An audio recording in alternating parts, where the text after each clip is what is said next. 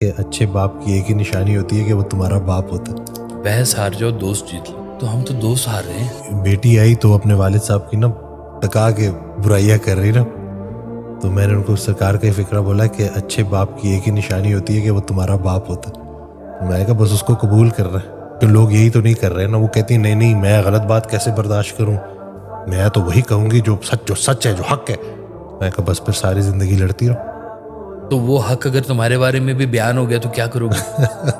وہ ایک قرآن کی آیت ہے سرکار کی آڈیو میں نا، وہ کہ یہ جو قرآن کی آیت ہے، تو سرکار ارشاد فرمایا کہ مجھے نہیں پتا کہ یہ قرآن کی آیت تم پہ لاگو ہوتی ہے یا اس پہ لاگو ہوتی ہے، پہلے یہ تو دیکھ لو۔ صحیح بات ہے۔ ہم اپنا وہ مقدمہ جیتنے کے چکروں میں نا اپنی وہ جو ہے پسند کی آیات لے آتے ہیں اور دوسرے پہ استعمال کرتے ہیں۔